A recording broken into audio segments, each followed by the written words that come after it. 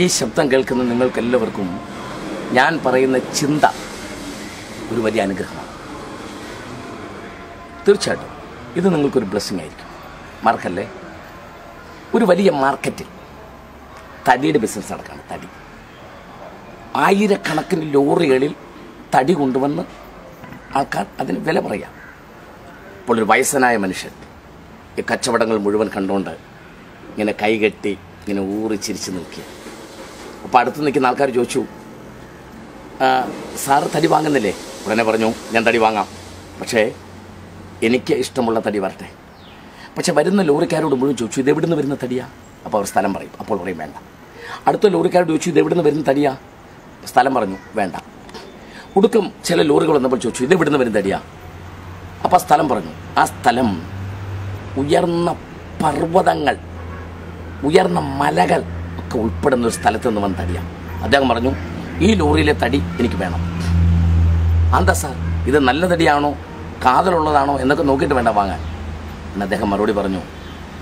ഇത് വളർന്ന സ്ഥലം എനിക്കറിയാം, അത് ഉയർന്ന പർവ്വതങ്ങളാണ്.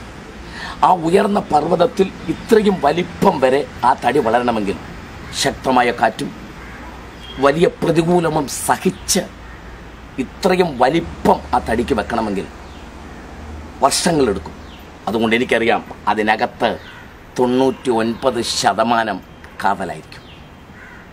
പ്രതികൂലത്തിനകത്ത് വളരുന്ന, പ്രതിസന്ധികളിൽ വളരുന്ന, കഷ്ടതയിൽ ഭയങ്കരമായ പ്രശ്നങ്ങളുടെ നടുവിൽ വളർന്നു വരുന്ന ഒരു വ്യക്തി, അവൻ സാവധാനമേ വളരൂ, പക്ഷേ വളരുന്നത് മുഴുവൻ പ്രയോജനമുള്ളതായിരിക്കും. സ്നേഹിത, കുഞ്ഞേ, നീ വളരുകയാണ്, ക്രിസ്തുവിൽ വളരുകയാണ്.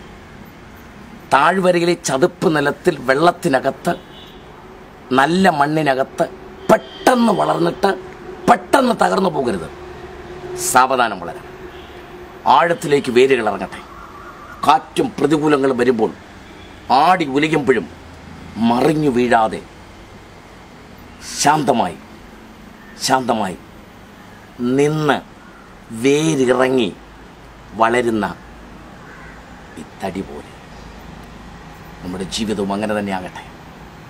അതുകൊണ്ട് ഞാൻ എളുപ്പമെന്ന് പണക്കാരനാകണം, ഞാൻ എളുപ്പമെന്ന് ആരോഗ്യമുള്ളവനാകണം, എനിക്ക് എളുപ്പമെന്ന് സൗന്ദര്യമുണ്ടാകണം എന്നുള്ള ചിന്തകളങ്ങ് മാറ്റാം.